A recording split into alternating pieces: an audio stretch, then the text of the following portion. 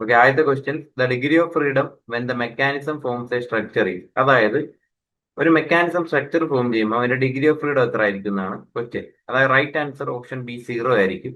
അതെന്തുകൊണ്ടാണ് നമുക്ക് നോക്കാം. നമുക്ക് ഓൾറെഡി മൊബിലിറ്റി ഇക്വേഷൻ അല്ലെങ്കിൽ ക്വിസ്ബാർക്ക് ക്രൈറ്റീരിയൻ പറയുന്ന അറിയാം. ഒരു പ്ലനാർ മെക്കാനിസത്തിന്റെ കേസിൽ എഫ് എന്ന് പറയുമ്പോൾ is equal to 3 × n−1 - 2j - h ആണ്. ഇതിൽ എഫ് എന്ന് പറയുമ്പോൾ ഡിഗ്രീസ് ഓഫ് ഫ്രീഡം, എൻ എന്ന് പറയാൻ number of links including frame ആണ്, ജെ എന്ന് പറയുമ്പോൾ number of lower pairs, H എന്ന് പറഞ്ഞു കഴിഞ്ഞാൽ നമ്പർ ഓഫ് ഹയർ പെയർ. അപ്പൊ ഇവിടെ എഫ് എന്ന് പറയുമ്പോൾ ഗ്രേറ്റർ ദാൻ 0 ആകുമ്പോൾ മെക്കാനിസത്തിന് മൊബിലിറ്റി ഉണ്ടെന്ന് മനസ്സിലായി. എഫ് 0 ആകുമ്പോൾ ആ ഒരു മെക്കാനിസം അല്ലെങ്കിൽ ഒരു സിസ്റ്റം ഒരു സ്ട്രക്ചർ ഫോം ചെയ്യുന്നു മനസ്സിലായി.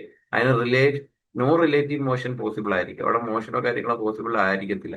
പിന്നെ എഫ് ലെസ് ദാൻ 0 ആകുമ്പോൾ അതിനൊരു സൂപ്പർ സ്ട്രക്ചർ ആയിട്ടാണ് നമ്മൾ പറയുന്നത്, അല്ലെങ്കിൽ റിഡൻഡന്റ് എന്നും പറയും. ഓക്കെ, അപ്പൊ ഓപ്ഷൻ ബി ആണ് റൈറ്റ് ആൻസർ. ഇവിടെ നമ്മളോട് ചോദിച്ചേക്കുന്നത് മെക്കാനിസം സ്ട്രക്ചർ എപ്പോഴാണ് ഫോം ചെയ്യുന്നതാണ്. ഓപ്ഷൻ ബി ഇത് ഇവിടെ കാണിച്ചിട്ടുണ്ട്. എഫ് ഇസിക്കൽ 0 ആൻഡ് സ്ട്രക്ചർ, അല്ലെങ്കിൽ മെക്കാനിസം ഒരു സ്ട്രക്ചർ ഫോം ചെയ്യുന്ന നമ്പർ ഡിഗ്രി ഓഫ് ഫ്രീഡം 0 ആകുമ്പോഴാണ്. Option B right answer.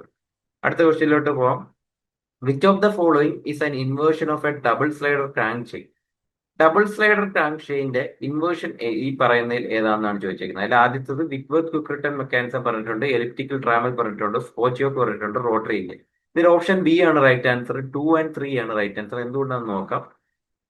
The inversion of a double slider crank chain among the given options are elliptical trammel and. അപ്പം ഈ എലിപ്റ്റിക്കൽ ട്രാമലും സ്പോച്ചിയോക്ക് മാത്രമേ ഉള്ളൂ ഇവിടെ inversion of double slider crank chain. കാരണം അത് വിക്വർത്ത് ക്വിക്ക് മെക്കാനിസവും റോട്ടറി എഞ്ചിനും സിംഗിൾ സ്ലൈഡർ ക്രാങ്ക് ചെയിന്റെ എക്സാമ്പിൾ ആണ്. സിംഗിൾ സ്ലൈഡർ ക്രാങ്ക് ചെയിന്റെ എക്സാമ്പിൾ ആണ്. അതുകൊണ്ട് തന്നെ ഓപ്ഷൻ ബി ആണ് right answer.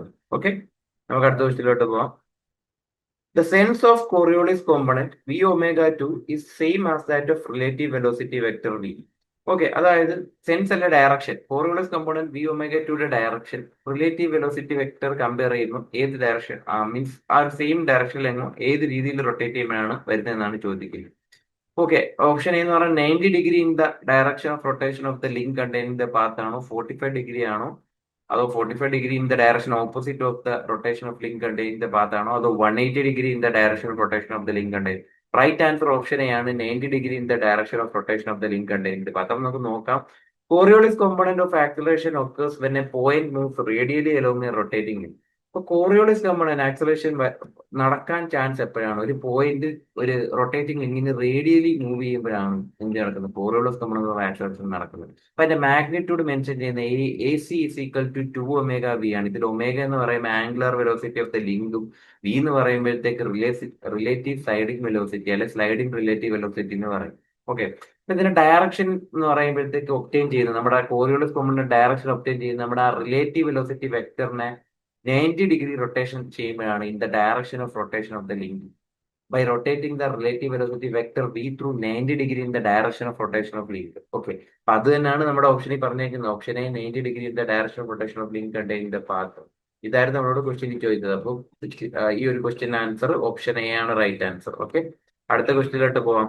A differential gear in automobile is a simple gear train, reverted gear train, compound gear train അല്ലെ എപ്പിസൈക്ലിക്. അതായത് ഡിഫറൻഷ്യൽ ഗിയർ ഓട്ടോമൊബൈലിലുള്ള ഡിഫറൻഷ്യൽ ഗിയർ ഈ പറയുന്നതിൽ ഏത് ടൈപ്പ് ഗിയർ ട്രെയിൻ ആണ്? Right answer option D epicyclic gear train ആണ്.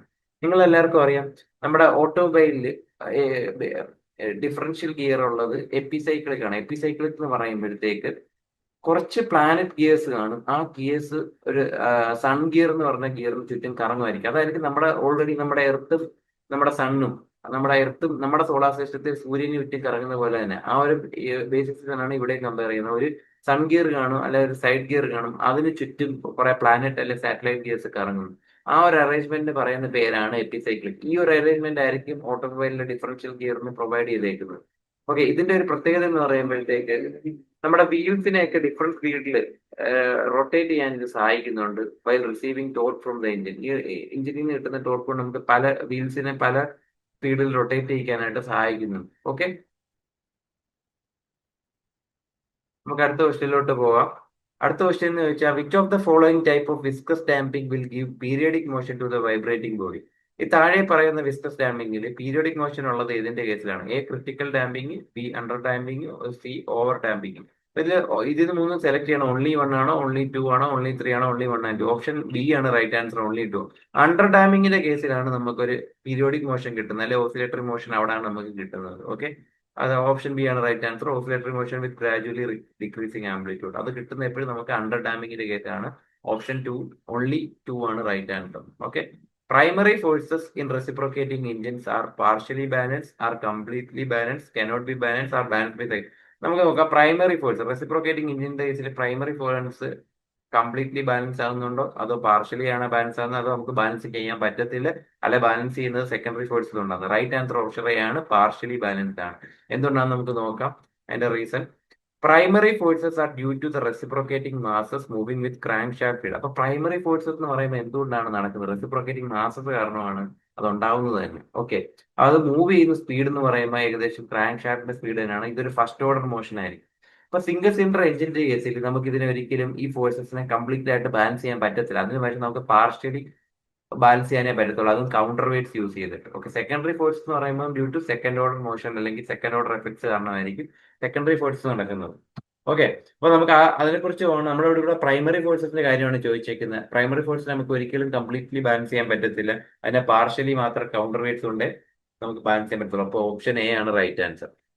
അടുത്തത് the angle of inclination of the crank to the line of stroke is when swaying couple attains a maximum or minimum. അതായത് ക്രാങ്കിന്റെ angle of inclination compare to line of സ്ട്രോക്കിൽ swaying couple maximum minimum ഏതൊക്കെ വാല്യൂസിലാണ് ആവുന്നതെന്നാണ് ചോദിച്ചിരിക്കുന്നത്. Option B ആണ് right answer, 45 and 225. നമുക്ക് അതിനെക്കുറിച്ച് ഡീറ്റെയിൽ ആയിട്ട് നോക്കാം.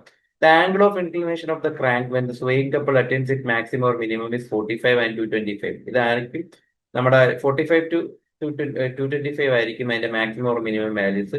ആ സ്വയിങ് കപ്പിൾ എന്ന് പറയുമ്പോൾ തന്നെ സൈഡ് ടു സൈഡ് ഫോഴ്സസ് കാരണമായിരിക്കും. അതെന്ന് പറയുമ്പോൾ proportional to cos theta plus sine theta ആയിരിക്കും, which is maximum at 45 and minimum at 225. അപ്പൊ മാക്സിമം 45 മിനിമം 225. ഇതാണ് നമ്മൾ ചോദിച്ചേക്കുന്നത്. ഓപ്ഷൻ ബി ആണ് റൈറ്റ് ആൻസർ. ഓക്കെ. നമുക്ക് അടുത്ത ക്വസ്റ്റ്യനിലോട്ട് പോകാം. Large field gun which comes to initial position after firing in possible time R critically dam, under dam, over dam അല്ല അൺഡാംഡ് ആണ്. അതായത് ഫീൽഡ് ഗൺസ്, ലാർജ് ആയിട്ടുള്ള ഫീൽഡ് ഗണ്ണ് ഇനിഷ്യൽ പൊസിഷനിലോട്ട് ഫയർ ചെയ്തതിനു ശേഷം പെട്ടെന്ന് തന്നെ റിട്ടേൺ വരുന്നുണ്ട്. ഓക്കെ. അതെന്തുകൊണ്ട് അതിന്റെ റീസൺ ആണ് ചോദിച്ചേക്കുന്നത്. അത് ക്രിറ്റിക്കലി ഡാംഡ് ആയതുകൊണ്ടാണോ, അണ്ടർ ഡാംഡ് ആയതുകൊണ്ടാണോ, ഓവർ ഡാംഡ് ആയതുകൊണ്ടാണോ, അൺഡാംഡ് ആണ്? Option A right answer, critically damped ആണ്. എന്തുകൊണ്ട് നോക്കാം. അതായത് നമ്മുടെ ഒരു ഗൺ ആയാൽ തന്നെ, ഒരു ലാർജ് ഫീൽഡ് ഗൺ ആയാൽ തന്നെ ആ ഒരു ഫയറിംഗ് നടത്തിയതിനു ശേഷം തന്നെ അത് ഇനിഷ്യൽ പൊസിഷനിലോട്ട് തിരിച്ച് ക്വിക്കലി വന്നാൽ മാത്രമേ നമുക്ക് അതൊരു പ്രോപ്പർ ആയിട്ട് അത് വർക്കിംഗ് നടക്കത്തുള്ളൂ. ഇപ്പൊ ക്രിട്ടിക്കൽ ഡാമിങ്ങിന്റെ കേസ് അങ്ങനെയാണ് ഗണ്ണിന്റെ വർക്കിംഗ്. അപ്പം അത് ഏത് കേസിലാണ്? ക്രിട്ടിക്കൽ ഡാമിന്റെ കേസിലാണ് നമ്മൾ ഇക്വിലിബ്രിയത്തിലോട്ട് പെട്ടെന്ന് എത്തുന്നത് മിനിമം ടൈമിൽ, വിത്തൗട്ട് ഓസിലേഷൻ നടക്കാതെ മിനിമം ടൈമിലോട്ട് ഇക്വിലിബ്രിയത്തിലോട്ട് തിരിച്ചു വരുന്നത് ക്രിട്ടിക്കലി ഡാം സിസ്റ്റത്തിന്റെ കേസിലാണ്. അതുകൊണ്ട് തന്നെയാണ് നമ്മൾ ലാർജ് ഫീൽഡ് ഗൺ അതിന്റെ ഒരു എക്സാമ്പിൾ ആയിട്ട് കൺസിഡർ ചെയ്യുന്നത്. ഓക്കെ. അപ്പോൾ ഓപ്ഷൻ എ ആണ് റൈറ്റ് ആൻസർ. 70 ക്വസ്റ്റ്യന്റെ ഓപ്ഷൻ എ ആണ് റൈറ്റ് ആൻസർ. ക്രിട്ടിക്കലി ഡാംഡ് ആണ് റൈറ്റ് ആൻസർ. അടുത്ത ക്വസ്റ്റ്യൻ ആണ്, which of the following theories is suitable for the design of caste iron common? ഇത് ഓൾറെഡി മോസ്റ്റ്ലി നമ്മൾ പഠിച്ചതാണ്. കാസ്റ്റ് അയൺ പോലുള്ള വസ്തുവിന്റെ നമ്മൾ യൂസ് ചെയ്യുന്ന തിയറി ഏതായിരിക്കും എന്നാണ് ചോദിച്ചേക്കുന്നത്. സ്യൂട്ടബിൾ ആയിട്ടുള്ള കാസ്റ്റ് അയൺ എന്ന് അറിയാൻ നിങ്ങൾക്ക് അറിയാം, cast iron is a brittle material. അപ്പൊ ബ്രിട്ടിൽ മെറ്റീരിയൽ കേസ് നമ്മൾ യൂസ് ചെയ്യുന്ന തിയറി എന്ന് പറഞ്ഞാൽ ഏതാണ്? മാക്സിമം പ്രിൻസിപ്പൽ സ്ട്രെസ് തിയറി ആണ്. അപ്പോൾ ഓപ്ഷൻ എ ആണ് right answer. Maximum principal stress തിയറിക്ക് മറ്റൊരു പേരോട് പറയുന്നുണ്ട്, റാങ്കൈൻസ് തിയറി. ഞാൻ ഓൾറെഡി മോസ്റ്റ്ലി ഇത് ഡിസ്കസ് ചെയ്തതാണ്. അതുകൊണ്ട് ഈ ക്വസ്റ്റ്യൻ വലുതായിട്ട് സ്ട്രെസ് ചെയ്യുന്നില്ല. അടുത്ത ക്വസ്റ്റ്യനിലോട്ട് പോവാം. അടുത്തൊരു പ്രോബ്ലം ആണ്, ratio of the rivet whole diameter two the pitch of the rivet when tearing efficiency of the riveted joint is 40%. നമ്മളോട് ചോദിച്ചേക്കുന്ന റിവറ്റ് ഹോൾ ഡയമീറ്ററിന്റെയും പിച്ച് റിവറ്റിന്റെ പിച്ചിന്റെയും കൂടെ റേഷ്യോ നമ്മൾ കണ്ടുപിടിക്കണം. അപ്പൊ അത് കണ്ടുപിടിക്കാൻ വേണ്ടി നമുക്ക് ടിയറിംഗ് എഫിഷ്യൻസി എന്നിട്ടുണ്ട് റിവറ്റഡ് ജോയിന്റിന്, അത് 40% ചോദിച്ചു. ഇതൊരു പ്രോബ്ലം ആണ്. ഇക്വേഷൻ വെച്ചിട്ടാണ് ചെയ്യുന്നത്. ഇതിന്റെ റൈറ്റ് ആൻസർ ഓപ്ഷൻ ഡി 0.6 ആണ്. നമുക്ക് എങ്ങനെ കിട്ടിയെന്ന് നോക്കാം. അപ്പം ടിയറിംഗ് എഫിഷ്യൻസി എന്ന് പറഞ്ഞു കഴിഞ്ഞാൽ നിങ്ങൾക്ക് അറിയാം, ടിയറിംഗ് എഫിഷ്യൻസി എന്ന് പറയുമ്പോൾ it is a ratio of strength of the player in it is a ratio of strength of the plate in tearing divided by strength of the plate in tension. അതായത് പ്ലേറ്റിന്റെ strength ടിയറിംഗിലും divided by പ്ലേറ്റിന്റെ strength ടെൻഷനിലും അതിനെ 100 കൊണ്ട് multiply നമുക്ക് കിട്ടുന്നതാണ് tearing efficiency. അപ്പൊ സിംഗിൾ റിവറ്റഡ് ജോയിന്റിന്റെ കേസിൽ ഈ ഒരു ടിയറിംഗ് എഫിഷ്യൻസിയെ നമുക്ക് 1 - d/p എന്ന് എഴുതാം. ഇത് ഡി എന്ന് പറഞ്ഞു കഴിഞ്ഞാൽ 1 - d/p × 100 എന്ന് നമുക്ക് എന്ത് കണ്ടുപിടിക്കാം? ടിയറിംഗ് എഫിഷ്യൻസി കണ്ടുപിടിക്കാം. ഇത് ഡി എന്ന് പറയുമ്പോൾ റിവറ്റ് ഹോൾ ഡയമീറ്ററും പി എന്ന് പറഞ്ഞാൽ പിച്ച് ഓഫ് ദ റിവറ്റും ആണ്. ഇത് നമ്മളോട് ചോദിച്ചേക്കുന്നത് എന്ത് ക്വസ്റ്റ്യൻ? നമ്മളോട് ക്വസ്റ്റ്യൻ ചോദിച്ചേക്കുന്നത് ഈ d/p കണ്ടുപിടിക്കാനാണ്. ഓൾറെഡി നമുക്ക് ടിയറിംഗ് എഫിഷ്യൻസി തന്നിട്ടുണ്ട്, എത്ര? 40%. അപ്പൊ നമുക്ക് എന്ത് ചെയ്യാം? 40%, 40 ഇവിടെ എഴുതി, × 1 - d/p × 100. ഈ 100നെ ഇവിടെ കൊണ്ടുവന്ന് ഇതെന്തോ 0.4 ആവും. ഓക്കെ, അപ്പൊ 1 - d. ഇനി ഇത് സിമ്പിൾ ആണ്. ഈ d - p കണ്ടുപിടിച്ചാൽ ഈ d - p ഇപ്പുറത്തോട്ട് ഒരു എന്തുവാകും?